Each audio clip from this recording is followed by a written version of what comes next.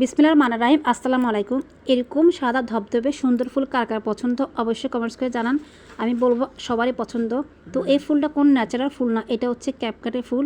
সবাই জানে ক্যাপকাটে পাওয়া যায়। তো সবাইকে স্নিগ্ধ মুগ্ধ মাফস কিচেনে ব্লগে স্বাগত। তো এরকম মাখা মাখা চনা মাখা কার কার পছন্দ আর কি এরকম রেসিপি দেখতে চান আমার সাথে থাকুন। আমি রেসিপিটা কীভাবে করছি দেখিয়ে দিচ্ছি। তো এই রেসিপিটা আসলে আমার না, এই রেসিপিটা একজন পাকিস্তানি ভাবির। হচ্ছে যে আমার একজন পরিচিত আন্টি ছিল। তো ওনারা বিহারি ছিল, মানে পাকিস্তানি ছিল। তো উনি প্রায় সময় রমজানে বা যে কোনো সময় যদি চনা মাখতো, ঠিক উনি এই স্টাইলে চনাটা মাখতো। তো ভাবিটা হচ্ছে আমার আম্মুর ভাবি, আমার হচ্ছে আন্টি। তো সেই অনুযায়ী বললে বলা যায় একজন পাকিস্তানি আন্টির চনা মাখাটা আপনাদের সাথে শেয়ার করবো। আসলে এত কম জিনিস মানে এত কম সময়ে এত টেস্টফুল একটা রেসিপি যদি একবার ট্রাই করেন অবশ্যই বুঝতে পারবেন, আর আমার সাথে দেখেন অবশ্যই বুঝবেন। এখানে আমি প্রথমে চনাকে সিদ্ধ করে নিয়েছি। চনাগুলোকে আমি একদম খুব ভালো করে সিদ্ধ করে নিয়েছি, যেহেতু চনাটা আমি আর কোনো মানে চূড়ায় দিব না, কোনো ফ্রাই হবে না। সিদ্ধ চনা নিয়েছি আমি এখানে সালাদ বলতে এখানে আছে শসা, তারপরে গাজর, আর আমি টমেটো দিইনি, কারণ আমি অনেকবার বলেছি, প্রায় ভিডিওতে বলি আমার ছেলেরা টমেটোটা খুব পছন্দ করে না, এই জন্য টমেটো দেওয়া হয়নি। আর আছে পেঁয়াজ কুচি, একটা বোম্বাই মরিচ কুচি দেওয়া আছে, আর আছে সামান্য পরিমাণে ধনেপাতা কুচি, সব দিয়ে দিচ্ছি। তারপর আমি এখানে দিয়ে দেবো আমি এই যে কিনা দই পাওয়া যায়। তো আমি এখন ছোটো ছোটো 4টা দই কিনে এনেছি। আমি নিয়েছি মিষ্টির দই, কারণ এখানে মিষ্টির দই দিলে হচ্ছে কি চিনিটা দিতে হবে না, আর টক দই দিলেই অবশ্যই চিনিটা দিতে হয়। তো আজকে অন্য কোথাও না, আপনাদের সাথে শুধু এই রেসিপিটাই শেয়ার করব। এই যে আমি দিয়ে দিলাম, এখানে দেখানো হয়েছে আসলে 2টি দই, আমি দিয়েছি 4টি দই এখানে, কারণ যেহেতু আমার সালাডটা বেশি ছিল আর বুটটাও অনেক বেশি ছিল, দইটা বেশি দিতে হচ্ছে। আর দিয়েছি এখানে চাটনি। তো আমরা যে ছোট্ট চাটনিগুলো কিনতে পাই, আমি কিনেছি এক প্যাকেট 3 টাকা করে। তো এখানে আমি দিয়েছি 4টা চাটনি, 2টো আছে আমের চাটনি আর 2টো আছে তেঁতুলের।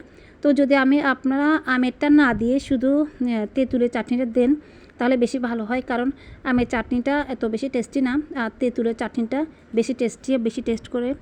তো আমি এই যে চাটনিগুলো দিয়ে দিলাম। তো আমি এখানে চনা মাখতে মাখতে অনেক দর্শক চলে আসছে, ওদের ক্ষুধা লেগেছে। সবাই ভাবছে এত কিছু জিনিস কি করা হচ্ছে, আসলে বোঝা যাচ্ছে না, কারণ এই চনা মাখাতে আসলে অনেক কিছু প্রয়োজন হয় ছোটোখাটো, কিন্তু মাখটা খুব টেস্ট হয়। তো সব কিছু আসলে অ্যারেঞ্জমেন্ট করা একটু মানে কষ্ট মনে হয়। তো যাই হোক, সবাই শুধু দেখেই যাচ্ছে আমি কী করে যাচ্ছি। তো আমি এখানে দিয়েছি 4টা চাটনি, যেটা বলছিলাম।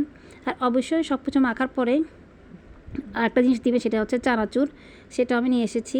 তো আমি এখানে একটু মানে টেস্ট বাড়ার জন্য আমরা দিয়েছি এখানে আলু ভর্তা, আর এখানে অবশ্য পেঁয়াজ কুচু দিয়েছি। আলু ভর্তা অনেক সময় যদি যারা আলু পছন্দ করেন না, তারা আলুটা স্কিপ করতে পারেন। আর একটু স্পাইসি করার জন্য দিয়েছি আমি একটা শুকনো মরিচ ভেঙে।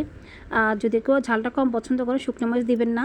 আমি যেহেতু কাঁচামরিচ দিয়েছি আর বোম্বাই মরিচ দিয়েছি, কাঁচামরিচ ছিল একটি ছিল, আর এখানে শুকনো মরিচ একটি, সব একটি একটি করে দিয়েছি, কারণ ঝাল বেশি হলে আবার খাওয়া যায় না দেখা যাচ্ছে, আবার বেশি কম হলেও খাওয়া যায় না।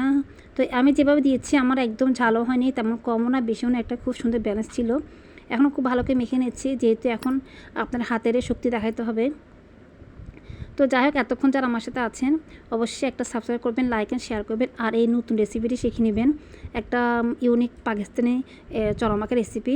হয়তো বা এই রেসিপিটা অনেকে জানেন, অবশ্য অনেকে বাসায় করেন সেই সিস্টেমে, কিন্তু আমি যার থেকে শিখেছি আমি তার কথাটা উল্লেখ করলাম, কারণ ওই আন্টি প্রায় সময় আমাদেরকে এই চরমাখাটা পাঠিয়ে দিত, আর পাঠিয়ে দিত জর্দা, ওনার জর্দা বানানোটাও এটা খুব টেস্টি ছিল, এত কিছু দিত জর্দার মধ্যে। আসলে আমি এই যে রান্না করেছি আমার এত ভালো হয়নি, তো যদি কোনো সম্ভব হয় শেয়ার করব ওনার জর্দা মাখাটা মানে।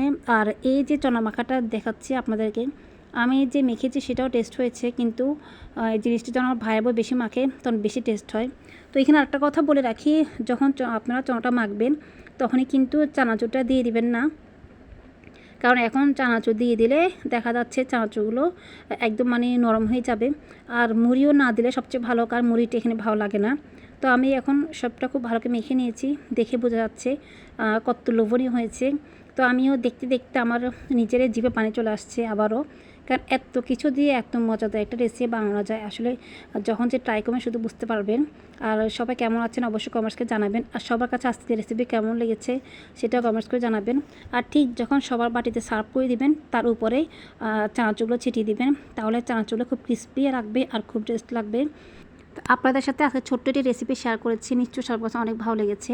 সবাই অনেক বেশি ভালো থাকবেন, আমার জন্য দোয়া করবেন। আজকের মতো বিদায় নিচ্ছি, আল্লাহ হাফেজ।